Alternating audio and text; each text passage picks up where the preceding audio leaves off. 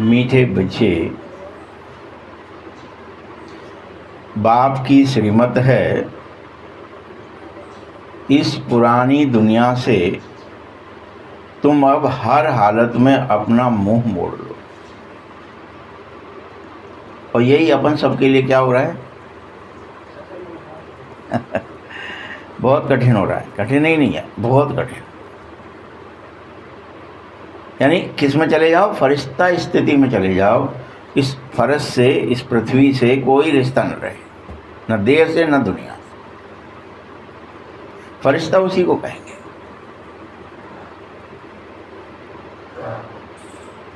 और जीवन मुक्ति के लिए तुम सभी दैवीय मैनर्स धारण करो। किसके लिए करना है ये? जीवन मुक्ति के लिए। जीवन मुक्ति चाहिए तो देवताई गुण धारण करना पड़ेंगे। अगर देवता नहीं, जीवन मुक्ति का मतलब ये देवताई गुण होंगे तो जीवन मुक्ति होगी। प्रेम हो, करुणा हो, दया हो, क्षमा हो, शांति हो, जीवन में सुख हो, ये समस्त देवताई गुण धारण करें। आनंद हो। प्रश्न है, कौन से ऐसे मैनर्स हैं जो बाप के सिवाय कोई और सिखा नहीं सकता? बताओ कौन सा मैनर है? नहीं पता? पवित्र बनना, आत्माभिमानी बनना मतलब पवित्र बनना। क्योंकि पवित्र बनने का काम, पवित्र बनाने का काम बाबा का ही है। तुम बाबा को याद करो, पवित्र बनोगे, और कोई तरीका ही नहीं पवित्र बनने का। तो पवित्र बनना और बनाना ये सबसे बड़ा देवताई गुण है। सबसे बड़ा बोला है बाबा ने।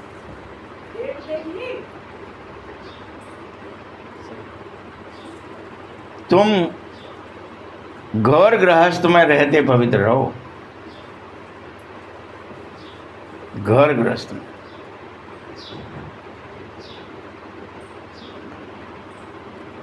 यह शिक्षा एक बाप ही देता है,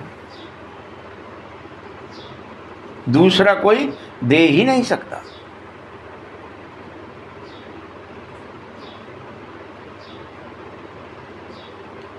तुम बच्चों का बेहद का बाप तुमसे बेहद का संन्यास कराना चाहता है। ये शिक्षा भी दे रहा है और तुमसे बेहद का संन्यास कराना चाहता है भगवान, कि तुम देह दुनिया से सन्यासी बन जाओ।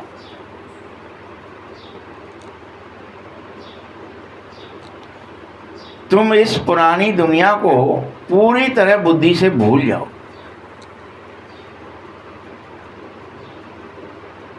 तुम जानते हो कि जैसे ही एक धारणा मतलब मूलाधार, एक धारणा का मतलब क्या है? पवित्रता।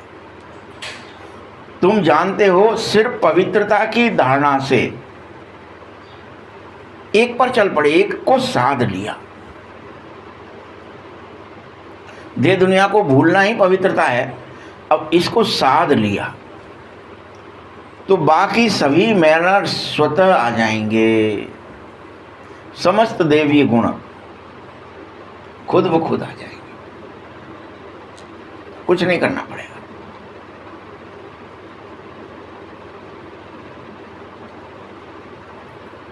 गीत है, आज अंधेरे में हम इंसान, आज अंधेरे में हैं हम इंसान। बच्चों ने गीत की एक लाइन सुनी, एक तरफ है सारी दुनिया और भक्ति मार्ग वाले, तो दूसरी तरफ ज्ञान मार्ग वाले थोड़े से बचे हैं। ज्ञान मार्ग में कितने ही चलते होंगे, आप कंपैरिजन कर लो।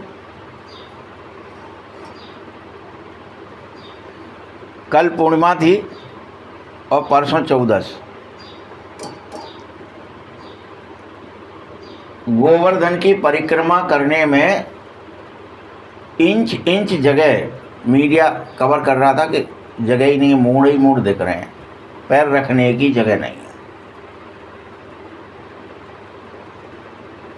इतना सर पटक रहे हैं। मतलब जितना भी कोई भगत बना है या भक्ति दिखाना है या कर रहा है या थोड़ी श्रद्धा आ गई है, थोड़ा विश्वास आ गया है कि हाँ भगवान कुछ होता, कुछ करता है, और मुरली में यहाँ बाबा कह रहे हैं कि भक्ति मार्ग वाले सारी दुनिया एक तरफ है और दूसरी तरफ हो तुम बच्चे ज्ञान मार्ग वाले। एक तरफ कौरव सेना, एक तरफ पांडव सेना। लेकिन तुम क्या नहीं कर पा रहे? अभी एक छोटा सा काम नहीं कर पा रहे बाबा का, पवित्र बनना है वो नहीं बन पा रहे, बड़ी गड़बड़ है। यानी अपनी स्मृति को बाबा में लगाना कि तुम मेरे रथ पर सवार हो, 24 घंटे तुम क्या कहोगे मैं वो करूंगा, या मैं क्या कहूं वो तुम करो। एक ही रथ पर है ना। वह भक्ति की सीढ़ी चढ़ना चाहते हैं और तुम ज्ञान की सीढ़ी चढ़ रहे हो। चढ़ो, लेकिन सीढ़ी एक सीढ़ी भी नहीं चढ़ पा रहे कि पवित्र बन जाए। पवित्रता आएगी तो सुख आएगा, शांति आएगी, बाकी सब सीढ़ियाँ। अब एक सीढ़ी नहीं चढ़ी जा रही है।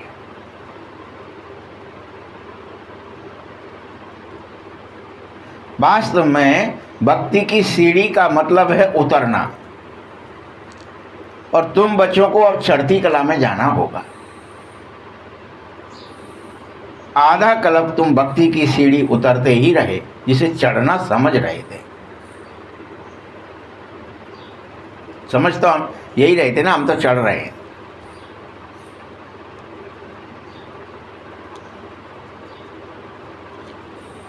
भक्ति भी पहले पहले अव्यभिचारी शुरू हुई, फिर धीरे धीरे पीछे व्यभिचारी बनती चली गई, और फिर पूरी तरह बिल्कुल ही अंधविश्वास और अंधश्रद्धा में चले गए। तुमको कुछ भी समझ में नहीं आ रहा।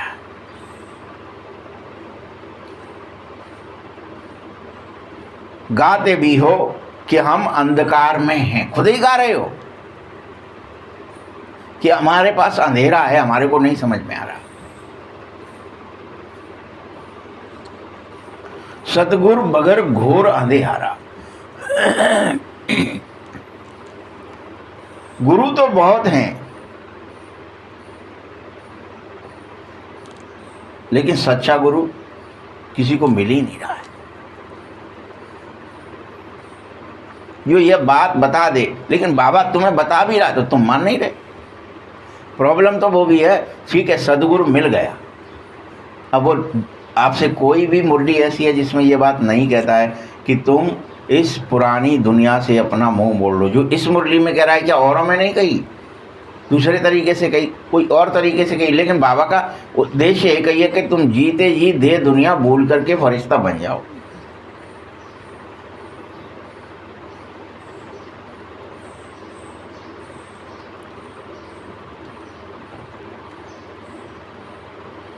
साधु संत महात्मा आदि भगत आदि सब साधना करना चाहते हैं अथवा सोचते हैं कि हम भगवान को याद करें, तो वो उसे शब्द रूप में रटना चाहते हैं।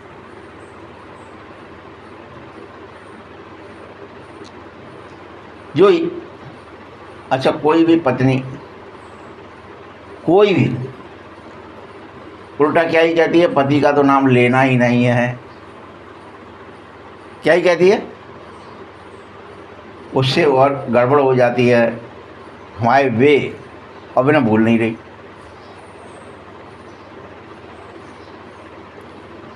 तो नाम लेने जैसी कोई कि पर्टिकुलर नाम लेना पड़ेगा, उस समय प्यार है, समझ जाओ। नाम लेने की जरूरत खत्म हो जाए।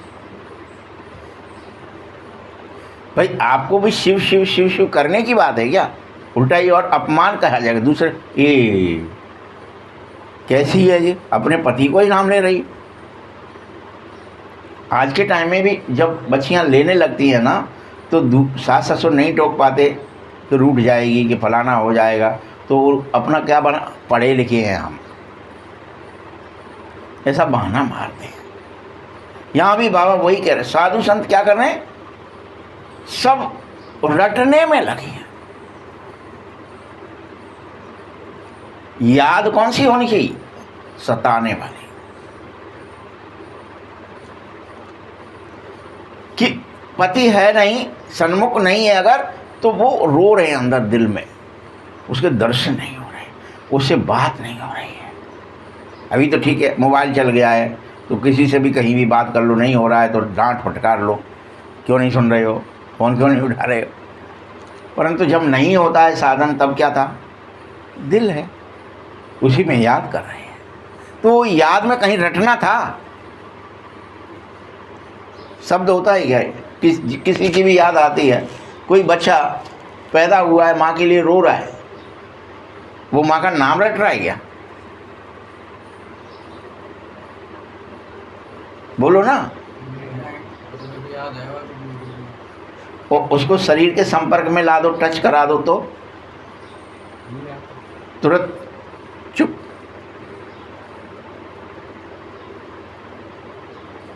याद वो चीज है, याद का संबंध किसी पर्टिकुलर अब इसलिए नाम नाम नाम नाम से क्या ही होगा, याद में और नाम में बहुत अंतर है। बाबा कह रहा है यहाँ साधु संत आदि वो साधना करते याद, शास्त्र वेद उपनिषद पढ़ते, और फिर भी क्या कहते कि भगवान जब आएगा तब हम जाकर वह हमारी सदगति करेगा। आएगा वो, अवतार लेगा, फिर हमारी सदगति करेगा। अब तुम्हारे सन्मुख है, और तुम्हारी सदगति क्या है कि तुम पवित्र, यानी उसे याद करो और पवित्र बन जाओ। सदगति का दूसरा साधन है क्या कोई? हाँ, अपने हाथ में ही पवित्र हो ना, साथी बन जाओ ना, फरिश्ता बन जाओगे। इसीलिए सदगति दाता को पतित पावन भी कहा जाता है। अभी तुम बच्चे घोर अंधकार में तो नहीं हो, तुम तो अब ज्ञान की रोशनी में आ गए हो ना, तो तुम्हें स्पष्ट समझ में आ जाना चाहिए कि मुझे परमात्मा बाप की याद के बगैर कर्मों की याद, संबंधों की याद नहीं आनी चाहिए।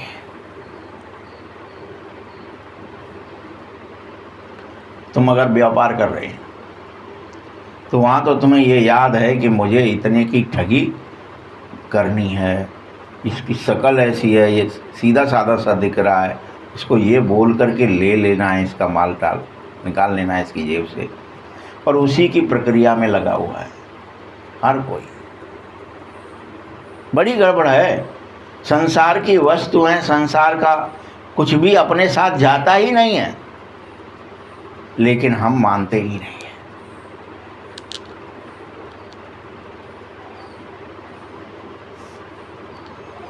पतित पावन बाप को जानो और हर हालत में उसको ही याद करते रहो। जितना तुम में से जो बच्चा याद करेगा, ज्ञान की धारणा करेगा, उतना उसका अज्ञान का अंधकार विनाश होता जाएगा। क्या अज्ञान का अंधकार विनाश होगा? शब्द सुन लिया बस, क्या हुआ बताओ? कुछ नहीं बताओगे हैं? अपने को ज्ञान बढ़ता जाएगा, ज्ञान जानकारी आएगी। समझ नहीं देवांग देवांग सबसे बड़ा अज्ञान है। भाई अज्ञान का अंधकार विनाश होता जाएगा। कैसे कैसे होगा?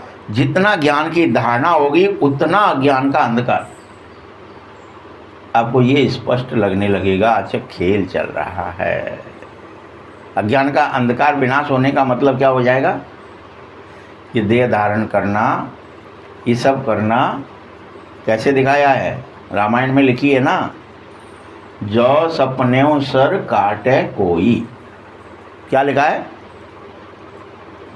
कौन सी चौपाई है? जो सपनेऊ सर। अब सपने में सर कट रहा है आपका, कोई काट रहा है, वहाँ क्या हो रहा है फिर आपको सपने में? भय लग रही है भयंकर, मरे जा रहे हैं, हाय मर गए, मूड कट गया।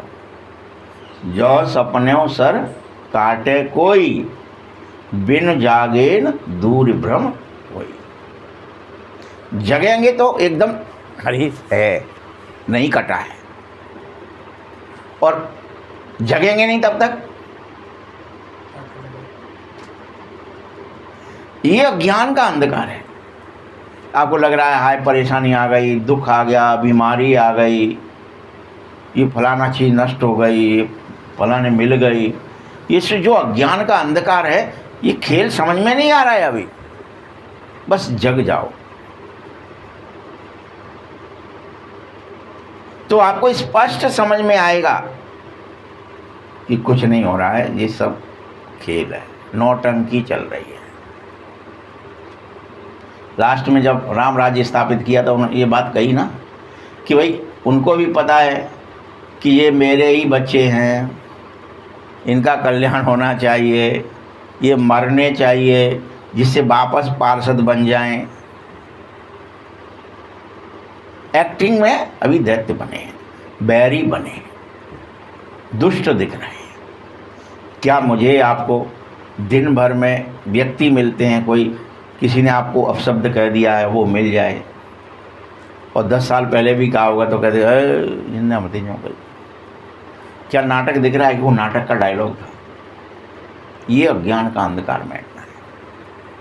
सब अपने हैं, सब बाबा के हैं, सबका बाबा है, सब एक पिता की संतान है, सब परम धाम के रहने वाले हैं, सब एक्टिंग कर रहे हैं। कोई गरीब की, अमीर की, सुख की, दुख की, हानि की, लाभ की, बीमारी की, सुखी, डॉक्टर की, वकील की, सब एक्टिंग चल रही है। क्या मुझे ये अज्ञान का विनाश है, उस तरीके से होगा। आप ऐसे नहीं सोच लेंगे कि बाबा ने कह दिया ज्ञान का विनाश होता जाएगा, उसी रेशों में होगा, लेकिन जैसे जैसे ज्ञान की धारणा होती जाएगी, उजाले का प्रभाव पूरी तरह उजाला हो जाएगा, तब आप समझ जाएंगे कि देह भी अलग है और मैं अलग हूँ। तब आपको दिखेगा ये सब खेल कि मैं देह के अंदर में कहाँ और कैसे बैठता हूँ। लो ये देह अलग है, हो गई, कोई भी रूप धारण कर लिया और ये चले गए। देवताओं की कैपेसिटी कैसे कैसे दिखाते हैं अपन, दिखाइए ना कि देवता है, उसको शंका हो रही है कि क्या मैं परीक्षा लूँ कि भगवान के अंदर शक्ति है क्या। मैं देखता हूँ, इंद्र के पुत्र ने देख लिया और कट से कौआ बन गया। यानी रूप बदल सकते हो आप, बात समझो, पूरी बदल सकते हो ना रूप। देवताओं के पास में रूप धारण करने में कोई 1 सेकंड आपको लगेगा। फिर तो आप जब रूप बदल सकेंगे, जब चाहे जब अशरीरी हो सकेंगे, चाहे जब जो रूप धारण कर सकेंगे, तो आपको ये देह रूपी खाल के प्रति इतना आकर्षण हो कि मैं स्त्री या पुरुष ही हूँ, लगाव रहेगा क्या? मैं बीमार हो गया हूँ तो अभी कैसे निकलूँ इसमें से? कोई लगाव नहीं रहेगा, कोई अटैचमेंट नहीं रहेगा। खेल हो जाएगा कि वस्त्र है, लो उतार के दूसरा पहन लिया, दूसरे तरह का पहन लिया। इतनी आपकी एनर्जी पावरफुल हो जाएगी।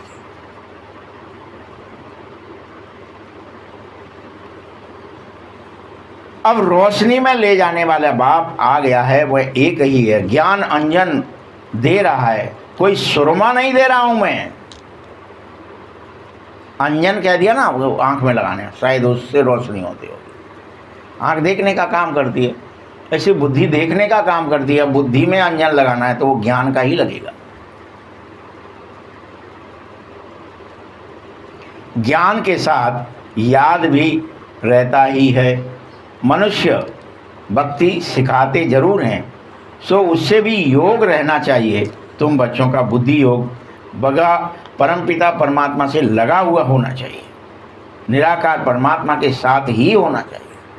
हर हालत में उसी की याद सताती रहे कि जो वो कह रही है मुझे दे दुनिया भूलनी है, उनकी बात माननी है, वही मेरे खास हैं।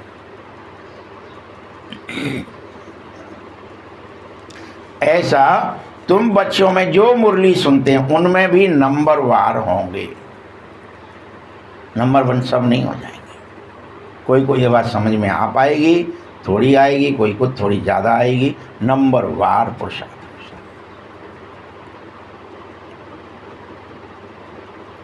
और कोई मनुष्य मात्र का परमपिता परमात्मा सर्वशक्तिमान के साथ योग है ही नहीं। ऐसे भी होंगे तुम में बस, सुन लो बस, उसी से सुनो, उसी से बाहर निकाल दो तुरंत, कहीं अंदर चला ना जाए, कहीं हृदय तक पहुंच ना जाए।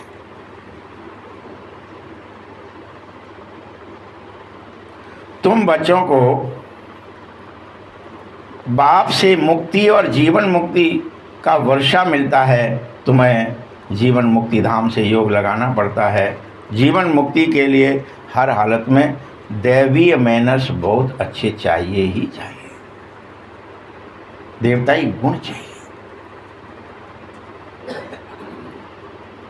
इस समय तुम सभी के भी मैनर्स आसुरी हैं। तुम्हारे मैनर्स मतलब लक्षण, आसुरी लक्षण है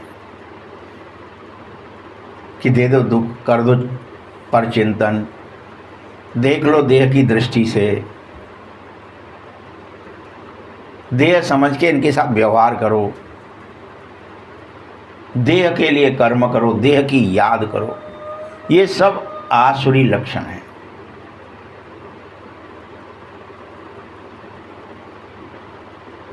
भगवान ने तुम्हें एक ही बात बताई है, परमपिता परमात्मा के भी गुण गाए जाते हैं, सो मनुष्य ऊपर से गाता है।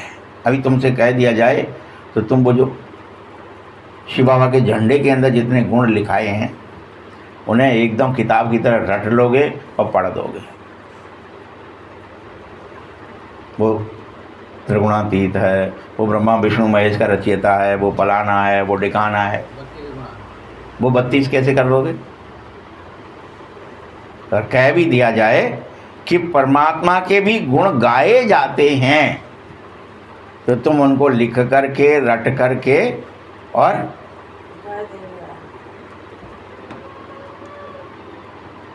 गाए जाते।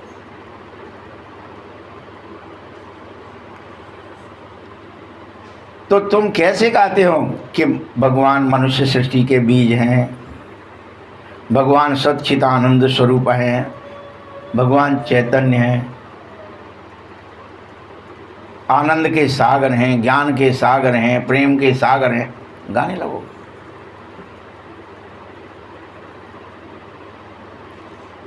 पवित्रता के सागर हैं और सदा हैं, फॉर एवर। उनका यह पद अविनाशी है और कोई मनुष्य यह पद नहीं पा सकता। ये सब आप रट लेते हो, स्वीकार नहीं करते।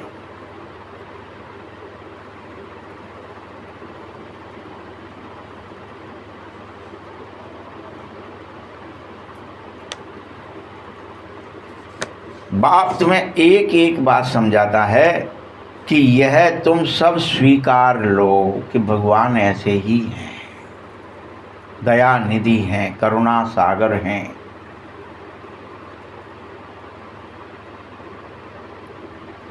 बल अभी तुम भी ज्ञान के सागर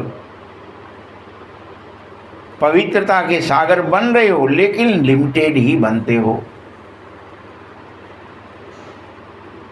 मैं अनलिमिटेड हूं। तुमको अनलिमिटेड बना नहीं सकता, इसीलिए तो फिर सृष्टि का खेल कैसे चलेगा। तुम लिमिटेड ही रहोगे, 16 कला हो गए, बस ये लिमिट है, अनलिमिटेड नहीं है। 84 का जन्म कैसे भोगोगे अगर तुम भी मेरे जैसे अनलिमिटेड हो जाओगे? तुम फॉर एवर भी नहीं रह सकते। मैं फॉर एवर हूँ, यानी हमेशा, मैं तो जैसा हूँ वैसा हूँ, पवित्रता का सागर, सुख का सागर। लेकिन तुम हमेशा नहीं, तुम बनते हो, धीरे धीरे बिगड़ जाते हो, तुम नए बनते हो, पुराने हो जाते हो। तुमको लिमिटेड बनना है, 21 जन्म की लिमिट है तुम्हारी, फिर तुम्हें वाम मार्ग में जाना ही होगा, चाहे कोई बने रहो, भले ही राधा कृष्ण ही क्यों नहीं है। लक्ष्मी नारायण बन जाएंगे, लेकिन बाद में कहाँ जाएंगे? वह भी 21 जन्म बाद वाम मार्ग में चले जाएंगे। ये खेल ऐसे ही बना है। और तुमने खुद शास्त्रों में 21 पीढ़ी लिख भी लिया है, 21 पीढ़ी तर जाते हैं, 21 पीढ़ी पलाना हो जाते हैं। तुम फॉर एवर बनो, ये ड्रामे में कायदा भी नहीं है, बन भी नहीं सकते। सदा के लिए बन जाएं, कोई कायदा नहीं है ड्रामे में। मैं तो हूं ही फॉर एवर, मैं रहता भी परमधाम में ही हूं। मेरे पास ज्ञान है, पवित्रता है, सभी देवताई गुण है, वो कभी नष्ट नहीं होते, तुम्हारी तरह कम नहीं होते। मेरी जानकारी मैं सदा, मुझे पता रहता है कि खेल चल रहा है, तुम्हारी तरह भूलता नहीं हूं मैं कभी। कभी मैं देह को याद नहीं करता हूं, किसी दुनिया को याद नहीं करता। तुम भूल जाते हो।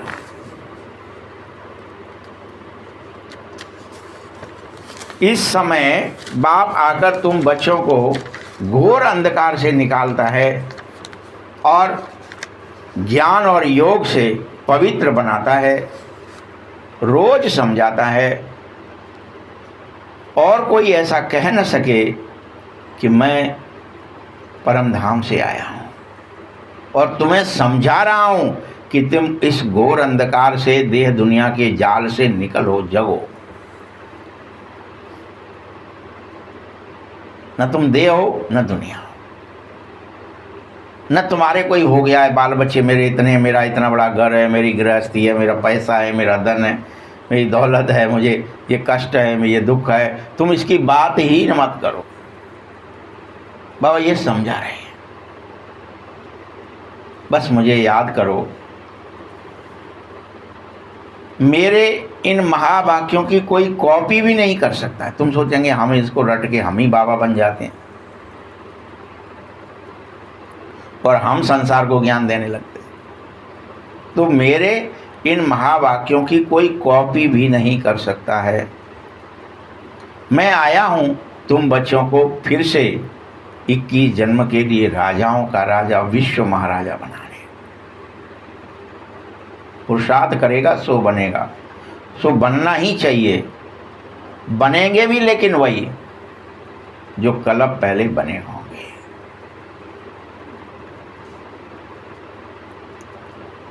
तुम जानो कितने बच्चे पवित्र बन रहे हैं और कितने हैं जो अभी तुम में से भी अजामिल जैसे पापी बन जाते हैं, पवित्र बनते बनते फिर से गिर जाते, देह दुनिया के कीचड़ में, काम क्रोध के कीचड़ में।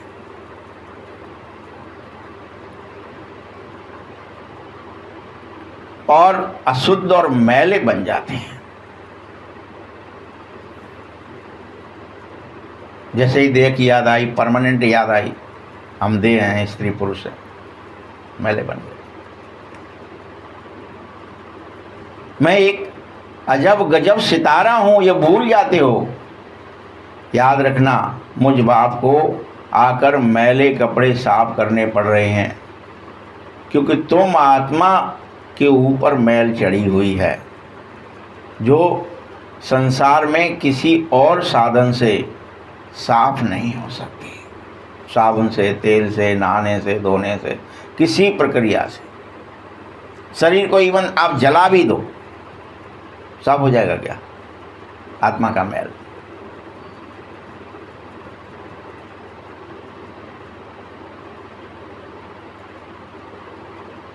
आत्मा को समझो।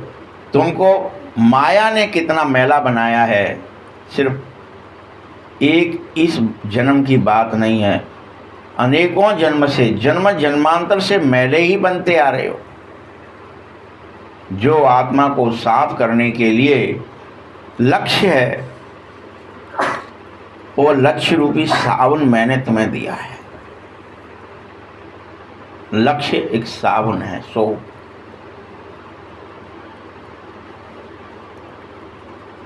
मुझ परमात्मा को याद करोगे तो तुम्हारी आत्मा जो बुझी बुझी है, अभी तुम्हारी आत्मा कैसी हो गई है? बुझी बुझी। वह योग से जग जाएगी, जल जाएगी और उजाला देने लगेगी। जितना जितना मुझे याद करते जाओगे, धीरे धीरे वो उजाला बढ़ेगा, रेगुलेटर की तरह। और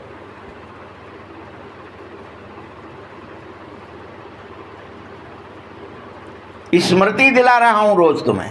इसके लिए मैं आता हूं रोज तुम्हें याद दिला। मुझे याद किया। देह को भूले, दुनिया को भूले, और अपन सबकी क्या हो जाती? नानी मर जाती है। ये ही नहीं कर पाए बाबा, बस बाकी सब कर रहा।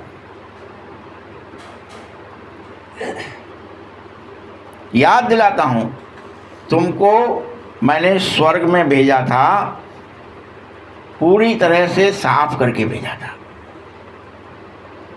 फिर माया ने तुमको मैला फिर बना दिया। अब फिर से मैं तुमको स्वर्ग का मालिक बनाने आया हूं और इस ब्रह्मा तन से शिक्षा दे रहा हूं, आत्माओं से बात कर रहा हूं। हे बच्चे, लौकिक बाप की विस्मृति कर दो। किसकी विस्मृति कर दो? अपने देह के पिता की, लौकिक बाप की भूल जाओ। देह सहित देह के सभी संबंधियों को भूलो, सभी संबंधियों। अरे उसको भूल जाएंगे, इसको भूल जाएं, हाँ भूलना है। और सभी संबंधियों को भूलना है, एक दो को नहीं भूलना है। और अपने बाप को ही याद करना है, तो तुम्हारी आत्मा क्या हो जाएगी? साफ होती चली जाएगी।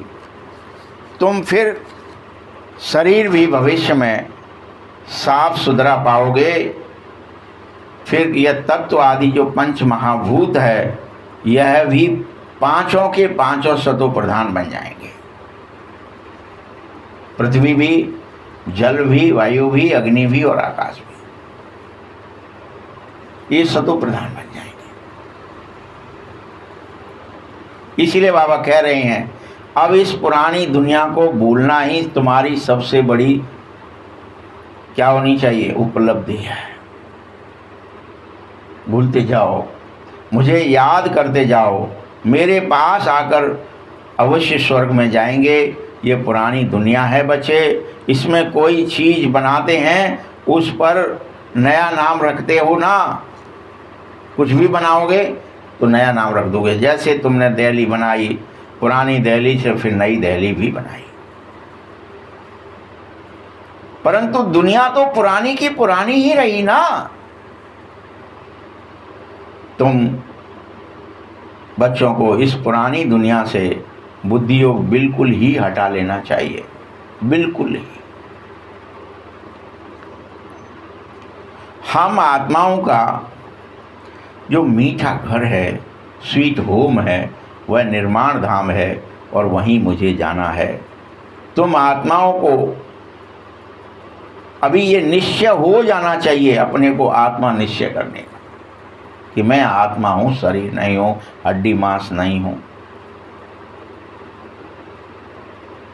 ये आँख नाक दांत मुँह हाथ पैर कुछ नहीं हो गए, पेट पीठ नहीं हो गए, पूरा निश्चय हो जाना चाहिए। बाबा कह रहे हैं अगर तुम मुझे याद करोगे, मति अंत में जैसी होगी वैसी गति हो जाएगी। मनुष्य जो अनेकों को याद कर रहा है और अपने आप खुद ही अज्ञान के अंधकार में फंस रहा है। हमारी याद अनेकों को याद है, अनेकों की याद है। कोई किसी गुरु को याद करने में लगा है तो कोई श्री कृष्ण को, राम को याद कर रहा है। ये कोई जानते ही नहीं है, ये नहीं समझते हैं कि पुनर्जन्म में सबको आना ही पड़ता है। यह रस्म रिवाज सृष्टि के आदि मध्य अंत हर समय चलती है कि पुनर्जन्म होना ही है। आदि में भी चली है, मध्य में भी चलती रही, पुनर्जन्म होते रहे और अभी भी हो रहे हैं। सतयुग आदि में तुम देवी देवताएं थे और पुनर्जन्म लेकर पुनः देवी देवता ही बनते थे। फिर से पुनर्जन्म हुआ, शरीर छूटा, फिर से देवता देवी, दूसरा शरीर मिल गया। पहले पहले यह श्री कृष्ण फर्स्ट पवित्र आत्मा होती है, उसकी महिमा सबसे ज़्यादा होती है। लक्ष्मी नारायण की इतनी नहीं है जितनी राधा कृष्ण की है, क्योंकि बच्चे पवित्र और सतो प्रधान होते हैं तो महिमा हमेशा बच्चों की गाई जाएगी।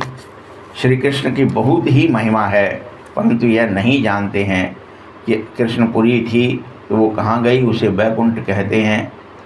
सतयुग में फिर पता नहीं है श्री कृष्ण को, तो सतयुग में जाना है सो यहाँ पर तुम सब वेद पुराण लिखकर, शास्त्र लिखकर कृष्ण को द्वापर में ले गए।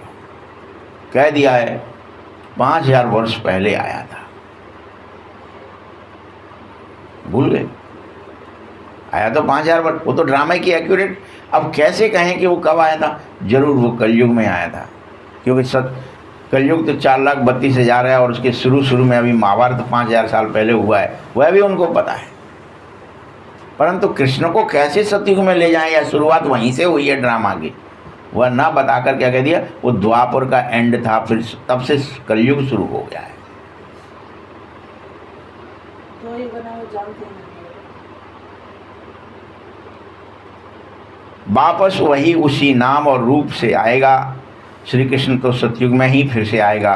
तुम समझो, जगत अम्बा जगत पिता जाकर के लक्ष्मी नारायण बनेंगे।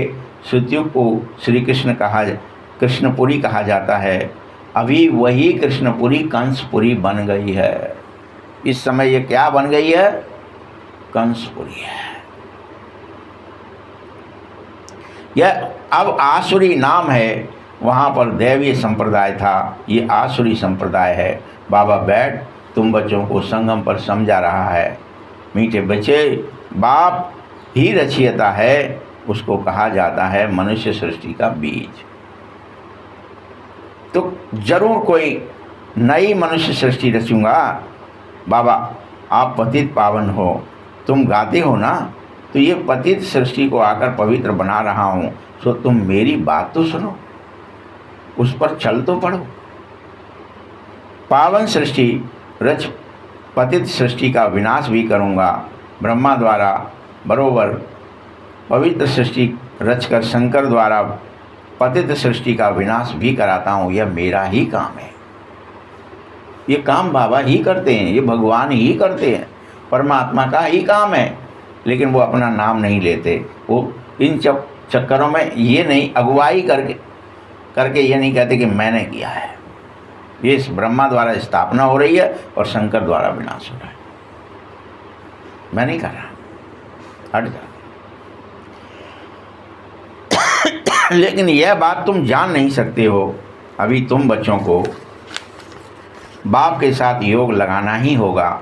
तुम देखो, बाबा मैले कपड़ों को सटका लगाता ही है। कई तुम बच्चे फट जाते हो, टूट जाते हो, चले जाते हो मुझे छोड़ के, ज़्यादा सटका पड़ता है, यहाँ नहीं रहेंगे। यहाँ आओ तो वो पवित्रता की बात होती है, बार बार हमसे नहीं रहा, हम जा रहे हैं छोड़ के ज्ञान में, नहीं चल पाएंगे। तो सटका लगा और छूट गया। कोई तो बहुत मैले हैं, अजामिल जैसे पापी भी हैं, छुपा लेते हैं, जो बिल्कुल धारणा ही नहीं कर पा रहे हैं। बाप कितना अच्छी रीति समझाना चाह रहा है कि सारा दारोमदार पवित्रता पर ही है, इसे खंडित मत करो।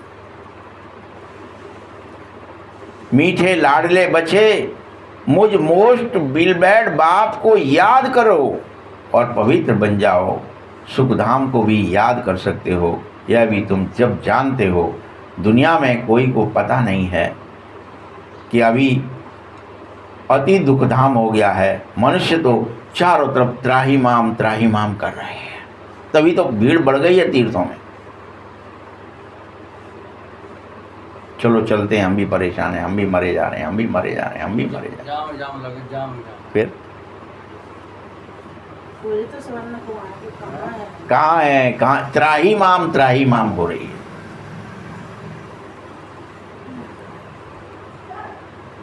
फिर भी इतनी ईर्ष्या और द्वेष हो गया है कि एक दूसरे को मारते भी हैं। जाने को मंदिरों में चले जाएंगे तुम कहोगे तो, कर्म नहीं छोड़ेंगे, ईर्ष्या द्वेष नहीं छोड़ेंगे, निंदा नहीं छोड़ेंगे आपस में एक दूसरे की, चले जाएंगे। आदत पड़ेगी। संस्कार। फिर कहते हैं हे भगवान रक्षा करो, ये जरूर मुख से निकल पड़ता है अपने आप। मैं तुम्हें लिबरेट करता हूँ, तुम बच्चों को इन पर्टिकुलर और सभी को इन जर्नल सुखधाम में ले जाने के लिए चाहता हूँ दिल से कि सब मेरे बच्चे इन जर्नल और इन पर्टिकुलर, तुम खास रूप से और वो साधारण रूप से सुखधाम चलें। ये मेरी चाहत है, सब सुखी हो जाए, हर तरह से, मन से, तन से, हर तरह से सुखी हो जाए, बुद्धि से, विवेक से, ज्ञान से।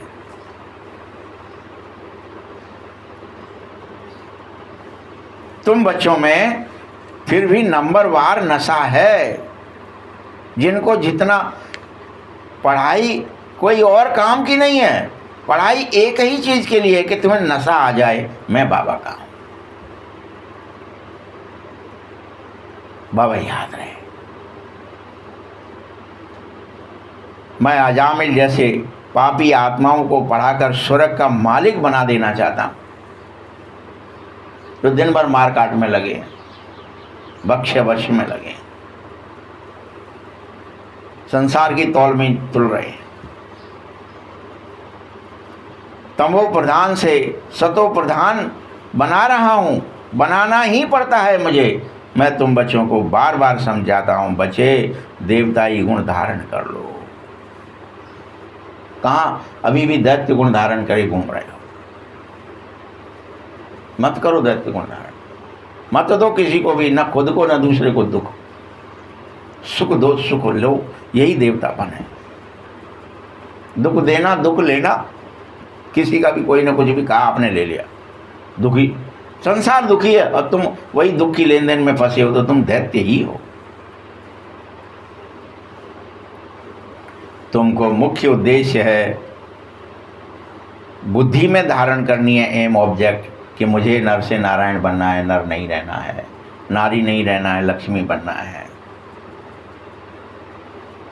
ये पवित्रता के मैनर्स सिवाय बाप के कोई सिखा नहीं सकता है। सन्यासी तो घर बार छुड़वाने की कहते हैं, घर बार छोड़ दो, आ जाओ मंत्र जपो।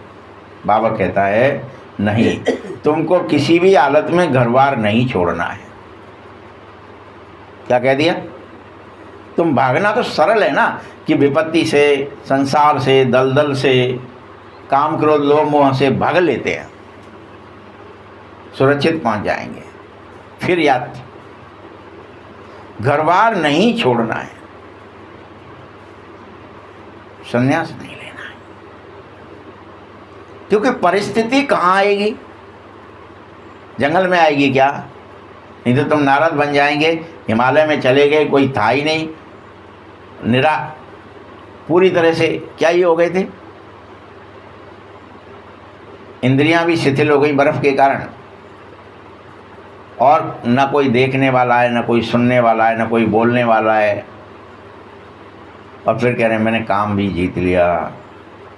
यही हम सब कर रहे हैं कि घर गृहस्थी से बाहर जंगल में चले गए, अब देखो मैंने काम जीत लिया, और फिर डर कितना है, और कोई का स्त्री का मुंह नहीं दिख जाए, फलाना नहीं हो जाए, मैं गिर जाऊंगा, नहीं तो पतित हो जाऊंगा।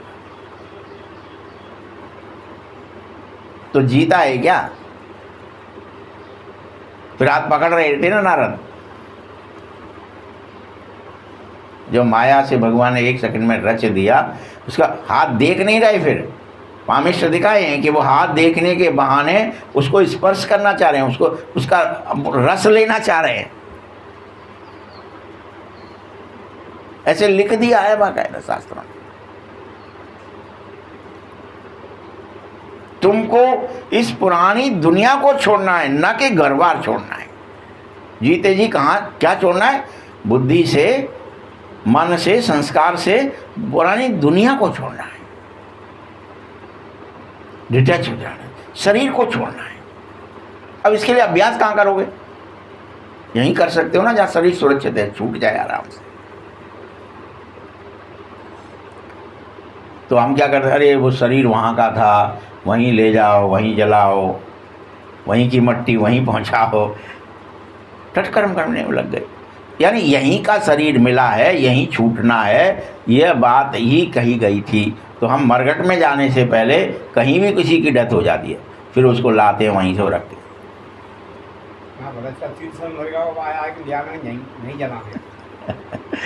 बात कहाँ की है? शरीर यहीं छोड़ना है जहाँ से लिया था, और घर जाना है। ये वो हद का सन्यास करा रहे हैं, बाप तुम्हें बेहद का सन्यास करा रहा है कि पुरानी दुनिया और पुरानी देव को सन्यास कर ले, छोड़ दे इसे। उन सन्यासियों को भी कितना मान हो गया है, साधु समाज गवर्नमेंट की को भी राय देता है आगे चलकर सन्यासी आदि भी तुम माताओं के चरणों में गिरेंगे। ये बाबा का आदेश है, क्योंकि तुम कन्याओं और माताओं बगैर उनका उद्धार ही नहीं हो सकता। सत्य की जिन्हें प्राप्ति होगी वही उनको बताएंगे कि तुम सत्य पर चलो, देह दुनिया को भूलो, क्रियाओं में मत फंसो। तुम ज्ञान दोगे, बाकी चरणों में गिरने की और कोई बात नहीं है कि आकर के चरणों में गिर पड़े तो लोग हो गया ज्ञानी, या तुम्हारा कोई चरण मतलब क्या? कोई ऐसे नहीं कि हम राम चरण को वो लेकर के वो चल रहा है भरत जी, यानी उसके चाल चलन, उस जैसी चलन, यही चरण है। वो जो चाल चलन है, उनका जो व्यवहार है राम जी का, वैसा भरत जी भी अपना चाल चलन बना लें, बात खत्म हो। कोई खड़ाऊ लाने की बात नहीं है। ऐसे ही यहाँ चरणों में गिरने की कोई बात नहीं है कि आकर सन्यासी आएंगे, लाइन में लगेंगे तो पाँव छूटेंगे, तो तुम यूँ समझ जाए देखो अब सन्यासी आएंगे हमारे पाँव छू रहे हैं, हम है गए पूरी तरह बाबा ने जो कही वैसे। हाँ, कोई नमस्ते या राम राम करते हैं तो रिस्पॉन्ड तो देते हैं ना। बाबा भी कह रहा है बच्चे नमस्ते, मैं तुम बच्चों को अपने से भी ऊंचा बना रहा हूँ, ब्रह्मांड और सृष्टि दोनों का मालिक बना रहा हूँ। मैं वानप्रस्थ में चला जाता हूँ, परंतु तुम्हें श्रीमत पर तो चलना ही पड़ेगा, भगवान की आदेश तो माननी पड़ेगी। पुरानी देह और पुरानी दुनिया से मुख मोड़ना ही पड़ेगा। फिर से बाबा क्या बात माननी पड़ेगी, कहीं आप कंफ्यूज ना हो जाएं कि क्या बात माननी है। बाबा की बात माननी ही पड़ेगी। क्या बात? कि पुरानी देह पुरानी दुनिया से मुख मोड़ लो। अब अपना को ये सबसे कठिन लग रहा है, क्योंकि पुरानी दुनिया से मुंह मोड़ना है। हम घर से मुंह मोड़ना तो सरल है ना, घर से छोड़ने में क्या ही देर लगती है, लेकिन दुनिया भूल जाए, देह ही भूल जाए, तो बड़ा कठिन लग रहा है अभी। लेकिन उस समय तो आप देह की कोई वैल्यू नहीं रखते, देवता बन जाते हो तब भी। भले ज्ञान नहीं होता है, लेकिन परिवर्तन करना आता है।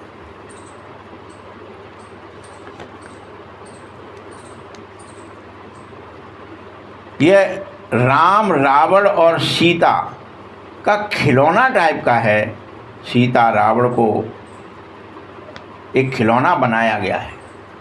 जैसे तीन का एक खिलौना पहले बंदरों का बनाते थे, वैसे यहाँ बाबा ने कोई खिलौना ला के रखा होगा संदली पे, कि जब सीता रावण को पीठ करती है, राम को की तरफ मुंह हो जाता है, और जब सीता रावण की तरफ मुंह करती है तो राम से पीठ हो जाती है। बीच में सीता रख दी, एक बार इधर को मुंह हो गया, एक बार उधर से मुंह हो गया, तो पीठ किधर हो जाएगी?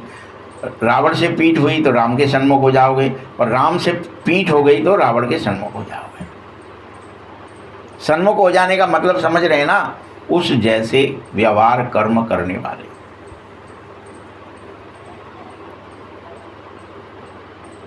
इसी तरह से ये जो चित्र बनाया है, खेल बनाया राम, रावण और सीता का, इसी तरह कृष्ण का भी चित्र है कि एक तरफ नरक को लात मार रहा है और स्वर्ग को हाथ में ले रहा है। यानी लड्डू गोपाल जो हमने बना दिया, वो हमारा कौन सा चित्र है कि नरक को लात मारनी है और स्वर्ग को हाथ में लेना है। वो भी ऐसा ही है। बाबा बहुत अच्छी रीति एक एक बात समझाता है, परंतु विरला व्यापारी ही यह मेरे साथ व्यापार कर रहा है कि मुझे नरक को लात मारनी है, स्वर्ग हथेली में लेना है। कोई विरला व्यापारी है ये व्यापार कर रहा है। बाबा को अपना पुराना तन मन धन दे दिया ना तुमने, यह बड़ा फर्स्ट क्लास इंश्योरेंस है, कर लो इसे अभी। अपना सर्वस्व बाबा को दे दो, तन भी, मन भी, धन भी।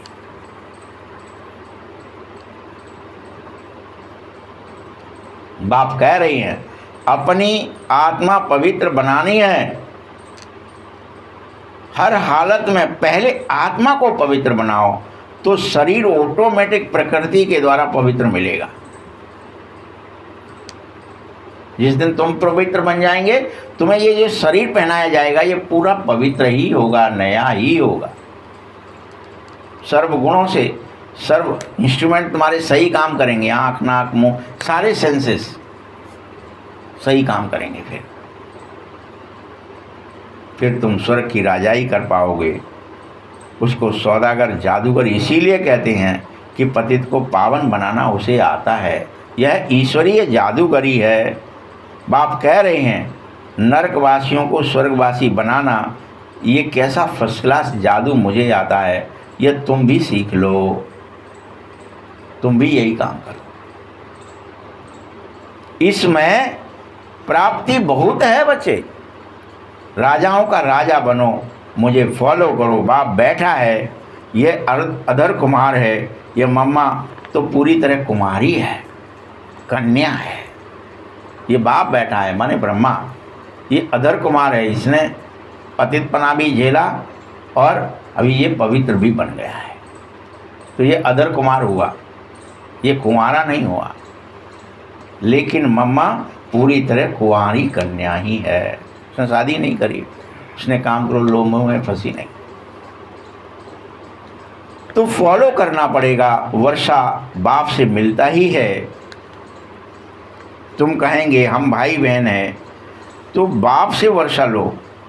वैसे तो लौकिक रीति बहन को वर्षा का अधिकार नहीं होता है, भाई को ही वर्षा मिलता है। लेकिन यहाँ पर अलौकिक रीति से तुम्हें दोनों को वर्षा लेना होगा। भाई बहन की दृष्टि भी खत्म करके आत्म दृष्टि में जाना होगा। ये सबको वर्षा मिलेगा, क्योंकि तुम सब आत्माएं ही हो। बाप कह रही हैं तुम सबको मेरे पास आना ही पड़ेगा, आना ही है। चाहे तो प्रेम से आ जाओ, चाहे डंडा खा के बाद में आना पड़ेगा। लेकिन फिर से भाई भाई की स्थिति में भाई बहन का नाता भी टूट सकता है, लेकिन बाप और बच्चों का नाता कभी टूटता नहीं है। निर्माण धाम में भी यह स्थापित रहता है, बाप और बच्चे। इसीलिए कहते हैं वी आर ऑल ब्रदर्स। तुम सबके लिए इसीलिए आपस में कहा गया तुम सब भाई हो। अगर भगवान को सर्वव्यापी कहेंगे तो फादरहुड हो जाएगा। उन सर्वव्यापी के ज्ञान में कितना नुकसान कर दिया तुम्हारा, तुम्हें समझ में आना चाहिए। अब तुम बच्चों पास बाप की याद जरूर होनी चाहिए। बाप को याद करने की मेहनत सबसे ज़्यादा करनी चाहिए। दिन रात कभी भी टाइम मिले झट बाबा की याद में चले जाओ। बाबा ज्योति स्वरूप है, बाबा निराकार है। मैं भी इस देह में निराकार आत्मा ही बैठी हूँ। बाबा की याद से अपनी याद जोड़ो, ये योग है। ऐसे भी नहीं कि तुमको कोई मैं निष्ठा में बिठाऊंगा। निष्ठा मतलब वो सांस खींची और ऊपर ले गए और अनासो बेहोश हो जाएंगे, ऐसा नहीं कह रहा। निष्ठा में नहीं बिठाऊंगा। तुमको लक्ष्य दिया है, तुम मुरली सिर्फ बैठ सुनते हो। योग में तुम्हारा सदैव योग रहना ही चाहिए। मुरली सुन फिर चलते फिरते याद में रहने का अभ्यास करो। हम याद पर ही जा रहे हैं, जितना हो सके याद में रहना है। 8 घंटे सेवा करो तब भी याद में रहो। यह छूट भी है, बाकी टाइम देना ही पड़ेगा। मुख्य बात पवित्रता पर अटक जाती है। तुम जानो कि कांटों का जंगल है, एक दूसरे को कांटा दिन भर लगाते हो, इसे बंद कर दो। क्रोध का, लोभ का, मोह का, अहंकार का कांटा लगा ही रहता है। देह अभिमान का कांटा लगा ही रहता है। ब्रह्मा की बात करते हैं, तुम शिव बाबा की बात करो, ब्रह्मा की बात भी करो। वह तो ब्रह्मा की बात में फंसे हैं। तुम समझो शिव बाबा हमको पढ़ाने आया है, तुम सब स्टूडेंट पढ़ लो। मैं तुम्हारा एकमात्र बाप, टीचर, सदगुरु गारंटी कर रहा हूँ कि तुम्हें ज़रूर वापस ले जाऊँगा। बस तुम मुझे याद करो। घर चले जाओगे, कब चले जाओगे, कैसे चले जाओगे, कैसे ये सपना टूट जाएगा, कैसे तुम विदेही होंगे और चल देंगे, ऐसी और कोई गारंटी दे न सके, बाप ही दे रहा है। इसे ही गॉड फादर कहते हैं, सुख देने वाला कहते हैं, धर्म स्थापक भी कहते हैं। उस बाप को कोई जानता तक नहीं है।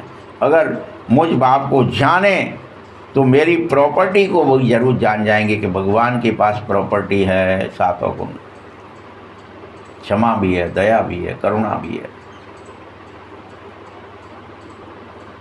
अच्छा, मीठे मीठे सकीलदे बच्चों प्रति माता पिता बाप दादा का याद प्यार और गुड मॉर्निंग। रूहानी बाप की, रूहानी बच्चों को नमस्ते। रूहानी बच्चों की भी बाप दादा को बहुत बहुत याद प्यार और नमस्ते। धारणा के लिए मुख्य सार है, फिर से वही बातें आएंगी, लेकिन ध्यान से फिर से किस पर ध्यान देना है।